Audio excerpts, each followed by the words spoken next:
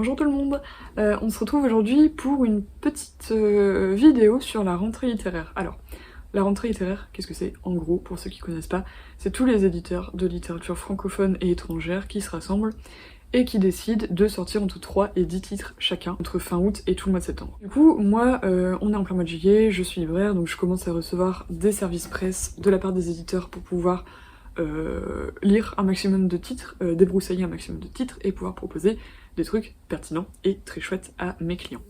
J'ai lu 3 livres en à peu près 2 semaines de temps, une ou 2 semaines de temps, et parmi ces 3, pour l'instant il y en a un qui est mon coup de cœur de la rentrée. Alors pour l'instant, encore une fois, j'en ai lu que 3, donc j'espère avoir d'autres coups de cœur, mais celui-là c'est vraiment le livre qui m'a particulièrement plu.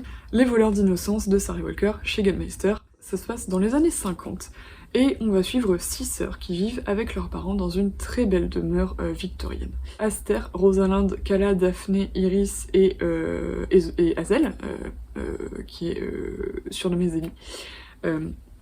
Donc 6 sœurs avec un prénom de Fleur, 6 sœurs qui vivent dans une très belle demeure, du coup on se dit banco, génial, c'est un conte de fées. Pas du tout. Pas du tout, parce que là pour le coup, on est plutôt sur une histoire de malédiction, hyper sombre, hyper tragique, hyper très étrange aussi. Une histoire de famille complètement dévastatrice, comme Gallmeister sait si bien le faire, parce que j'adore leurs histoires de famille, parce que pour le coup c'est toujours des familles très dysfonctionnelles, très étranges et tout ça, très sombres. On est dans les années 50, on suit 6 sœurs, tout semble aller très bien, si ce n'est qu'il y a une malédiction hyper étrange qui semble peser sur elles. Ça va commencer, étonnamment, avec un mariage, celui de Aster, donc la plus grande. Aster qui a une vingtaine d'années, qui rencontre un homme, elle flash un petit peu sur lui, et ils finissent par se marier. Sauf que quelques jours après, elle retourne catastrophée à la maison, elle est plus que l'ombre d'elle-même, c'est hyper étrange, et quelques heures après elle meurt, dans des circonstances vraiment bizarres. Sa mort hyper étrange laisse toute la famille sous le choc, sous la stupeur. Le médecin de famille, il dit que c'est dû à une grippe, enfin non, vous lirez mais non, en fait une grippe ne peut pas faire ça, mais passons.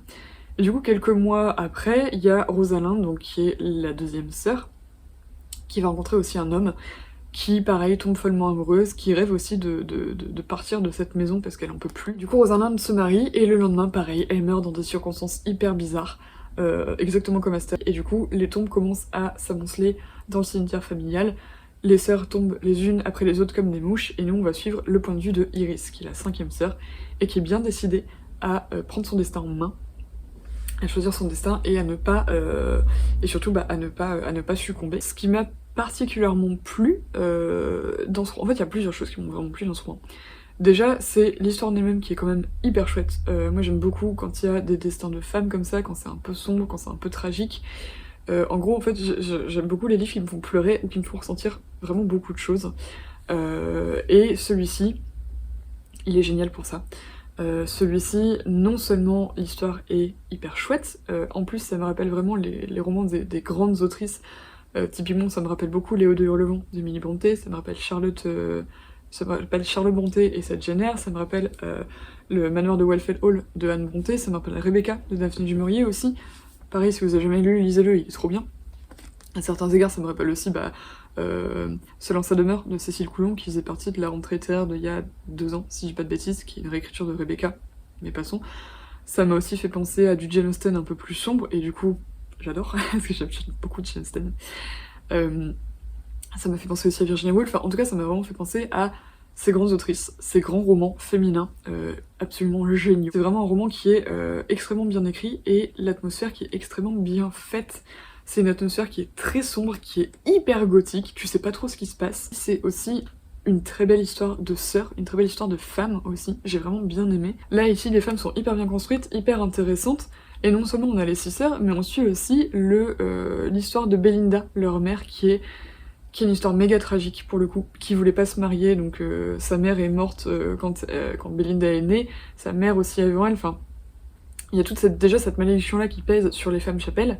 Donc Belinda qui voulait pas se marier, Belinda qui semblerait peut-être communiquer avec des esprits ou être complètement folle, ça dépend des points de vue. Son mari va la faire enfermer dans un asile parce que, attention, elle est un petit peu étrange. Mais bref, du coup on a tous ces personnages féminins qui sont extrêmement bien écrits, que j'ai vraiment adoré. On a l'atmosphère qui est hyper chouette, et on a surtout l'écriture qui est géniale, et donc du coup ça, Pour l'instant, encore une fois, j'en ai lu que 3, donc j'espère encore avoir d'autres coups de cœur. Mais celui-là, il m'a vraiment transporté, j'ai adoré. Ça sort le 7 septembre en librairie, donc foncez dès le 7 septembre en librairie, s'il vous plaît, chez les indépendants. Dites-moi dans les commentaires si ça vous intéresse, si vous êtes libraire, si vous avez déjà commencé à lire des bouquins, s'il y en a que vous me conseillez, si ça vous a plu, si vous voulez que je refasse d'autres petites capsules comme ça sur mes lectures débroussaillage de rentrée littéraire. En tout cas, on se retrouve bientôt, peut-être ou pas, ça dépendra de si j'ai le temps, avec d'autres vidéos.